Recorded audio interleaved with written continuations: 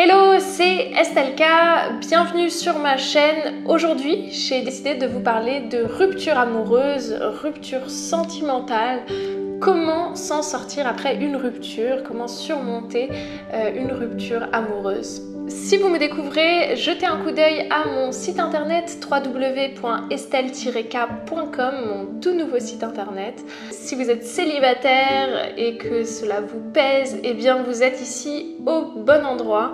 Je vous partage plein de vidéos sur les relations amoureuses, sur comment trouver l'amour et aussi plein d'articles sur mon site internet. Pour ceux qui souhaitent recevoir des conseils quotidiens, abonnez-vous aussi à ma liste privée.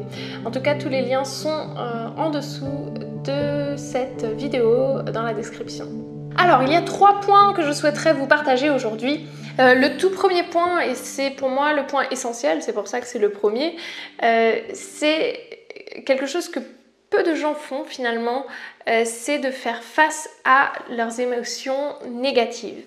Quand on passe par une rupture, une séparation, on passe automatiquement par des états de tristesse, de colère, de la rancœur, de la jalousie même. Il est important pour les surmonter de ne pas essayer de fuir devant elles, de ne pas essayer de les réprimer, de détourner son attention, mais au contraire de les vivre pleinement pour les transcender. Parce qu'il n'y a que ça en fait, c'est quand vous écoutez vos émotions, c'est là que vous arrivez à les transcender. Alors la première chose à retenir, c'est que la douleur que vous ressentez lors de cette séparation, maintenant que vous êtes passé par cette rupture, c'est en réalité une invitation à vous tourner vers vos émotions négatives et à creuser un peu plus. Est-ce que ces émotions que vous ressentez, cette tristesse, est-ce que c'est la première fois que vous les sentez ? Parce que derrière ça, en général, il y a une douleur aussi liée à d'autres événements de votre vie, notamment à l'enfance. Donc il y a plein de méthodes pour gérer ça, gérer ces émotions négatives, et ça vous pouvez le faire avec un thérapeute, mais aussi également seul. Il y a plusieurs méthodes qui vous permettent de faire ça. Deuxième point important, c'est de profiter de cette rupture pour prendre soin de vous. Quand on est en couple, on a tendance à s'oublier soi-même. On va passer énormément de temps avec son conjoint, et même si on ne passe pas autant de temps qu'on le voudrait, dans nos pensées, on est focalisé sur son conjoint. Et ça, c'est une grave erreur. Tout couple sain est fait de personnes qui sont d'une certaine manière indépendantes. Et là, cette rupture-là, en fait, vous devez la voir comme l'occasion, finalement, de prendre soin de vous. L'occasion de faire tout ce que vous n'avez pas pu faire jusqu'à maintenant. Donc la première chose qui vient à l'esprit de la plupart des gens, bien sûr, c'est de faire la fête, de sortir, de draguer, de profiter. Mais moi, ce que je veux dire, c'est plus profond que ça. Vous, en tant que personne, vous êtes la base. Vous êtes, on va dire, le socle. Et c'est sur vous que repose la faculté d'être heureux ou pas. Et si vous ne prenez pas soin de vous, si vous ne prenez pas soin de gérer ce qui s'est passé dans votre passé, de gérer les émotions négatives, comme je viens de le dire tout à l'heure, tout ce socle est en fait instable. Il bouge et à tout moment, vous risquez de perdre l'équilibre. Et le problème, c'est que la plupart des gens, ils arrivent avec cette base qui est déjà ébranlée et qui n'est pas suffisamment stable pour que leur couple marche. Et donc, ils emmènent un peu tout leur bagage de trucs négatifs dans leur couple. Et c'est ça aussi qui est aussi une des causes pourquoi les couples ne tiennent pas. Deuxième chose, c'est que vous devez aussi tirer les bonnes conclusions. Prendre soin de vous, prendre du temps pour vous, c'est aussi vous demander tout simplement quelle a été votre part de responsabilité dans cette rupture. Quelles ont été les choses que vous avez faites qui n'étaient pas positives pour le couple. Parce que le problème, encore une fois, je vous parlais de cette base qui n'est pas solide.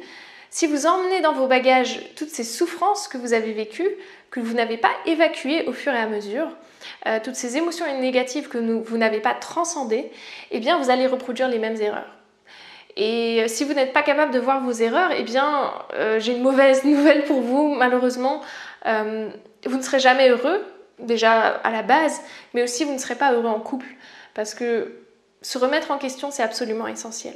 Troisième point, c'est un point sur la solitude. Et la solitude, c'est quelque chose de normal. C'est normal lorsque l'on passe par une rupture. Au début, on était en couple, on passait beaucoup de temps avec l'autre, et là, d'un seul coup, ça fait un vide, et on se sent seul. C'est complètement normal.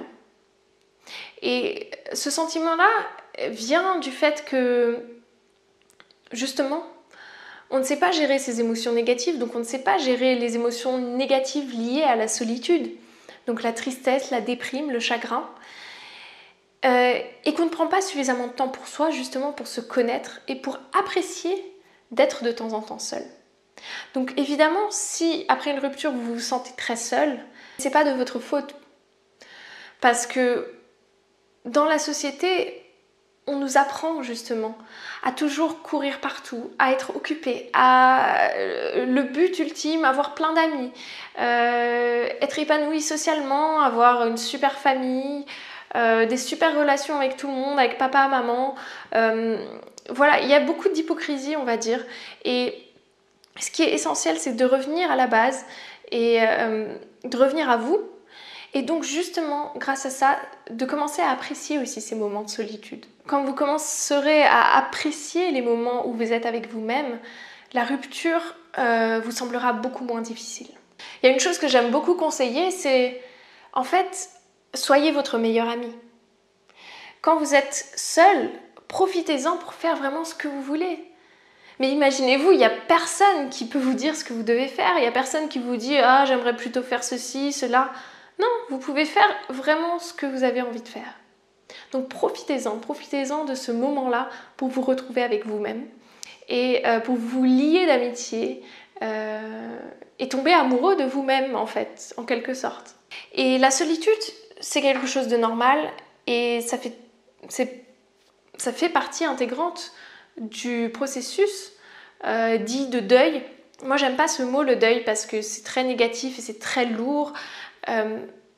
Pour moi, c'est juste un processus la rupture, c'est juste savoir tourner la page.